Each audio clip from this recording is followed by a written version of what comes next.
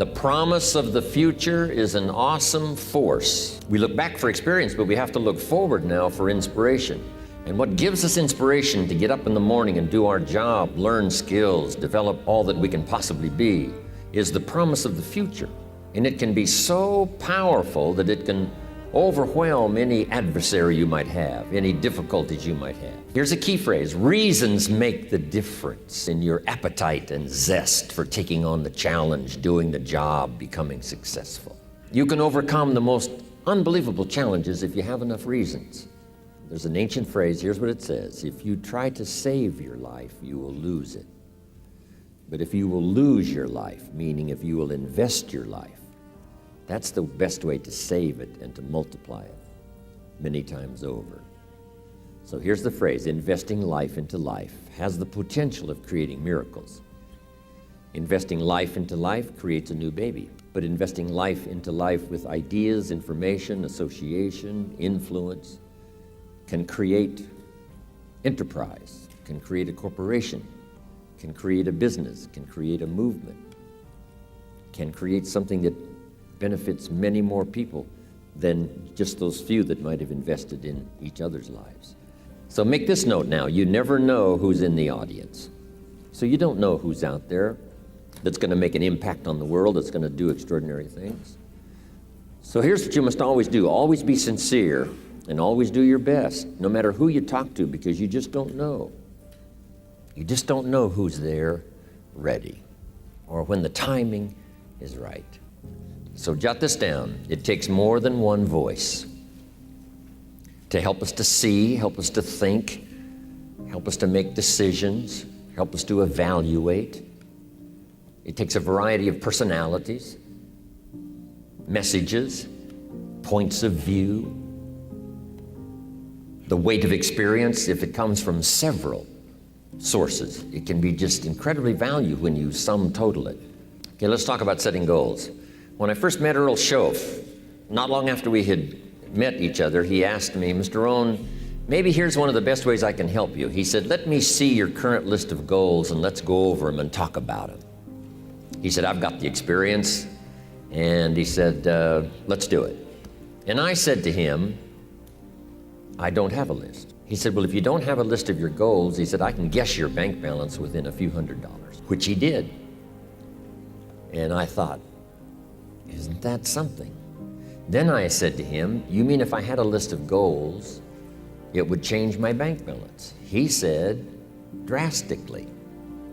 So that got my attention. And all those years ago, I learned how to set goals.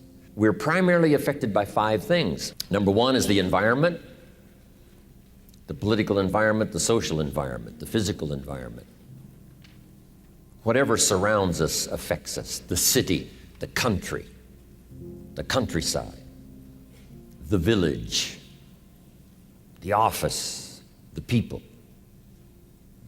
We're constantly affected and shaped by our reaction and decision making. A lot of it depends on the environment. And for the physical environment, we all need to pay attention to that. Make every contribution you can. It's one little small planet. Remember those first pictures from space, looking back on Earth? It looked so fragile, it looked so small.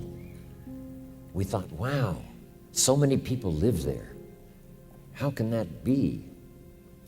We must take care of it. It's, right now it's the only planet we got. Do everything we can. My mama taught me those little things, right? Pick up, don't leave your trash. A little thing like, I remember I got a toothpick once at the cafe, and I took the little cellophane off the toothpick and I just dropped it on the floor. Mama said, no, you wouldn't do that at home. I thought, wow. She said, just put it in your pocket. And then when you get home, you put it in the trash.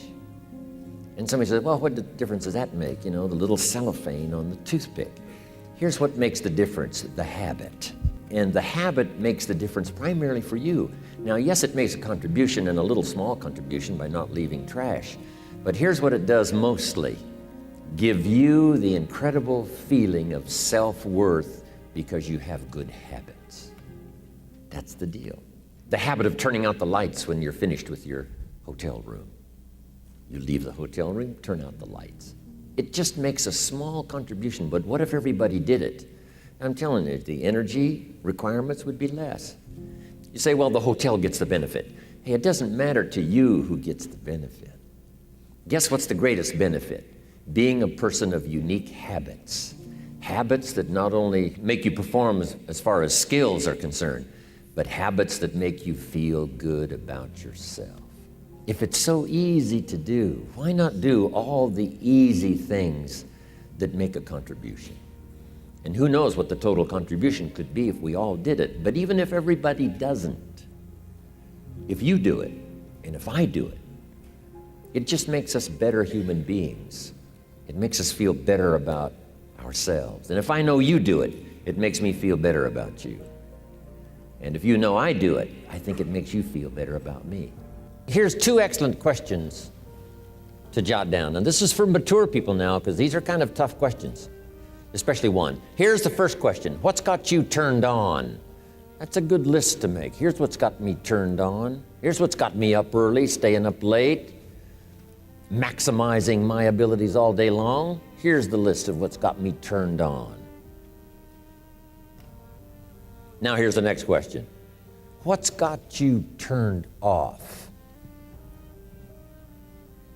How come you don't have the zest and the vitality and the appetite for daily accomplishment?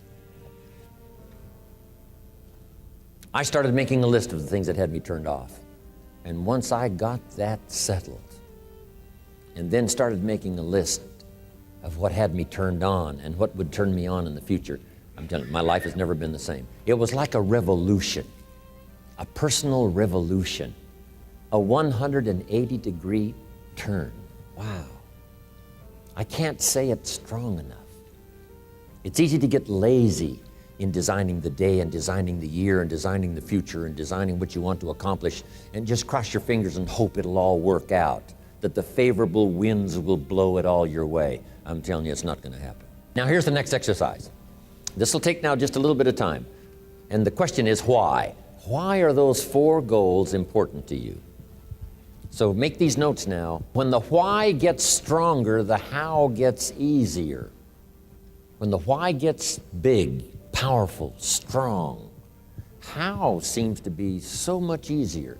Without a strong enough why, the how seems to be too difficult almost to accomplish. Say, how do you manage your time? Hey, if you had strong and powerful enough goals, you'd figure out how to manage your time. You'd get a book on the subject. You'd do something to manage your time if it was worth it. If it's not worth it, why would you bother studying the art of managing your time if it really doesn't matter? But if it really mattered in the accomplishment of your goals and why you wish to accomplish them, see, you can do anything. You can get up any hour, read any book, take any class, make any change, develop any skill, do any discipline. I mean, you can do it all when this how and the why, or when the why starts to grow. The how gets simple. Little note, maybe one of your goals was to have $1 million home on the hill overlooking Snake River Valley. Okay, that'd be a good goal, $1 million home. Here's the next question. What for? What for? I mean, a house is a house is a house with bricks and wood and walls and roof. The key, yes, $1 million home, that'd be wonderful, but what for? So now jot this down. Purpose is stronger than object. The object would be the house, and that'll pull. That's a worthy goal to go for, the object of the house. But here's a stronger goal, the purpose for the $1 million home. You say, well, it'll be the centerpiece of all the family's activity with all kinds of unique people coming and going and the influence and things will be happening in this place. See, now we're getting somewhere. So if you got that line, it's one of my best for the whole day. Purpose is stronger than object. It's okay to have plenty of objects to go for on your goal list. But always keep asking yourself the question, and sometimes it's good to just write it out. Here's why I want this money. Here's why I want this place. Here's why. And you start developing those reasons. And I'm telling you now, this starts to become incredibly powerful. Some of your goals should be personal development. The person you wish to become. Develop skills that make you attractive to the marketplace. Develop the temperament and the attitude that makes you attractive to the business world. The attitude and the temperament that makes you a splendid father, studying the art. Because here's what's important. It's not what you get that makes you valuable. It's what you become that makes you valuable. I keep saying this year after year for the last 39 years publicly. It's the person you become. The idea of becoming an attractive person, a skillful person, a good friend, a good colleague, a good partner, a good member of the round table, a contributor. See, that's the key, the person you become. I mean, I'm telling you, this stuff changed my life, altered the course of my life. From milking cows to sitting on this stool. Incredible. What a journey. And part of the explosive stimulation started when I met Earl Schoaf, and he asked me, have you got a list of goals? And I said, no. And he said, then I can guess your bank balance. I thought, whoa. I immediately started studying the art. And the art and the accomplishments of it helped to change my life. Now I want you to answer this question. What kind of person must I become to achieve all I want? And I'll give you time to write that down now. What kind of person must I become to achieve all I want? What you become helps you to achieve, and what you achieve helps you to become. And the more you become, the more you can achieve, and the more you achieve, the more you can become. Who knows which affects the other the most? This is time for a little truth here.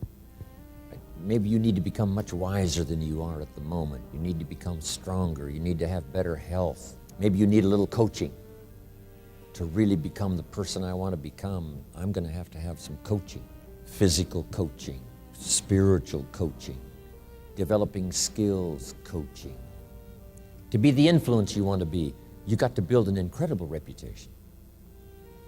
What kind of person must I be to attract all that I want in my life and the people that I want and the opportunities that I want? When you knock on the door and opportunity opens, you must stand there as a very attractive person, or you may not be invited in. One of the most mysterious and unique phrases that Jesus ever used. Here's what he said. I stand at the door and knock. And if you opened the door, would you probably invite him in? This extraordinary person. You say, wow, yeah. And he said, if you invite me, I'll come in. We'll sit down, talk things over. For you to be that kind of attractive person, that if you knocked on the door of opportunity and it opened and you stood there, would you be the kind of person that opportunity would say, come right in? Take these notes. The key is to put everything on your list. Now, the key is to take it out of your head and put it on paper. You know, you can dream about what you want, but when you start committing it to paper, now it more formalizes. Information now starts to make a composite of an idea. And ideas can turn into hotels, ideas can turn into enterprises, ideas can turn into a fabulous career. We need the information, we need the stimulation. But then you'll learn now later to start putting everything on your list. Now, jot this down. It's very important, if something's not that important to you, to take it off your list. You don't have to accomplish this whole list. But if you had 100 items on your list and you accomplished 80, who cares about the other 20? If you got the biggest share of what you went for, wouldn't that be enough? And the answer is probably yes, it'd be overwhelming. Okay. So you can rearrange this list, you can change it, you can tear it up and start over. You can say, oh, you know, last year I thought this was so important. That's not important to me anymore. The things I've learned in the last 12 months, I've changed my whole goal list. I thought this was so it. There's two great words of antiquity everybody should learn. Here they are, one's positive and one's negative. Here's the positive word from antiquity, behold. That's the positive word. Behold the possibilities, behold the opportunity, behold the future and give it design. Behold and look at the chances you've got. Behold, spring has come. Behold, the day has arrived and the sun is shining and the shadows are fleeing away. Behold, the next person you can meet might be your friend for life. Behold, the next person might be a colleague forever. Behold, that's the positive word, behold. Now, here's the negative word, beware. And now I want to give you a sentence to jot down that's very valuable. Here's what it is. Beware of what you become in pursuit of what you want. Beware. All of our lives we have to deal with behold and beware. When a kid goes to school, it's behold the opportunity and beware the dangers. Behold and beware. So beware of what you become, pursuing what you want. Some things I went for in the very beginning cost me too much. I got so obsessed with some things that I found out later the price was too big to pay. If I would have known better, I never would have paid. But sometimes we learn when? After. So don't become so obsessed with something that you lose your sense of reason or it costs you your friends. Don't be so obsessed with something that you compromise your virtues and your values. Here's a key phrase. The greatest source of unhappiness is self-unhappiness. It's not from outside the things that make us unhappy. The greatest devastating unhappiness is to be unhappy with yourself. Now, a mild form of unhappiness is constructive. The desperate form of unhappiness is destructive. It's like worry. We should all worry a little, but not let it destroy our lives. If you're in New York about to step off the curb in downtown Manhattan and the yellow taxi's coming, best you worry enough to get your feet back up on the curb lest you get yourself wiped out. So it's called caution, but not undue caution. It's called fear and worry, but not the worry that kills you, not the worry that destroys you. It's like hate. You don't need to hate your job. Save your hate for the important things like evil, like the weeds that attack your garden, like the diabolical ideas that try to entice your children.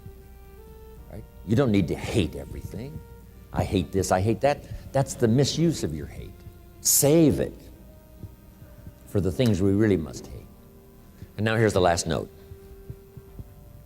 If you'll start this glorious journey of being meticulous, deliberate, and hardworking about setting your goals for the day, setting your goals for the month and the year, setting your goals for your family and yourself and your business and your colleagues, start thinking forward. Here's what you will become: a major contributor not only to yourself, but a major contributor to others.